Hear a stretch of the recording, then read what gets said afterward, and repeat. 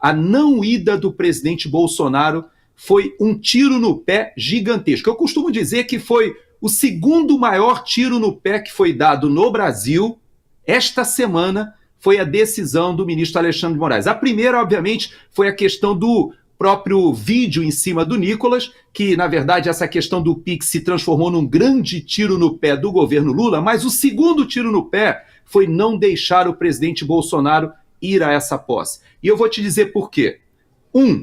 Ele fortaleceu a pessoa da senadora Michele Bolsonaro. Está eleita já.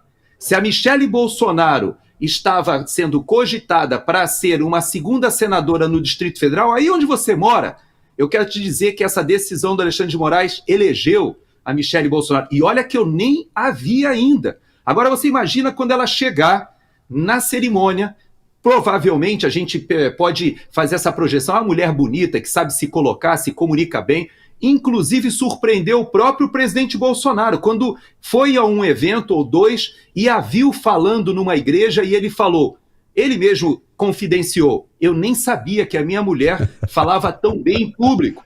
E ela se mostra alguém com uma capacidade de comunicação surpreendente.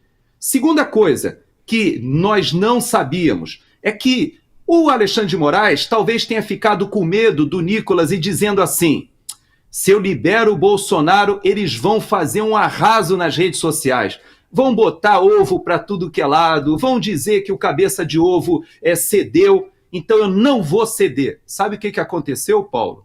Hoje a comunidade internacional inteira sabe de tudo que está acontecendo no Brasil. Para você ter uma ideia, saiu no The Guardian, saiu na Associated Press, saiu no New York Times, na Reuters, até na Al Jazeera, em tudo que é lugar, no New York Times, todas as mídias, ou seja, o mainstream jornalístico mundial está reportando que o presidente Bolsonaro não vai, porque foi impedido pela Suprema Corte. E com isso, você transformou a situação que o Alexandre de Moraes tinha ali meio sob controle somente do Brasil, ninguém falava sobre isso. Agora, todos sabem que no Brasil nós temos um presidente da República que está sendo detido por uma decisão política, já que ele não está condenado, como você colocou no início do programa. E mais do que isso, hoje o mundo já sabe que o Brasil tem quase 2.000 presos políticos, que tem exilados, quase 400 pessoas exiladas do país, pedindo asilo político em 4, 5 países, inclusive alguns europeus. Então você veja, Paulo, que foi um tremendo tiro no pé. E vou além, a terceira questão, Eduardo Bolsonaro.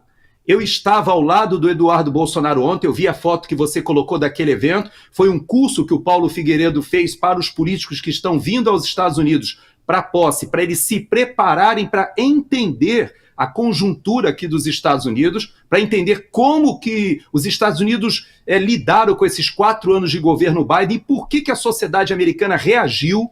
Ele explica o que está acontecendo.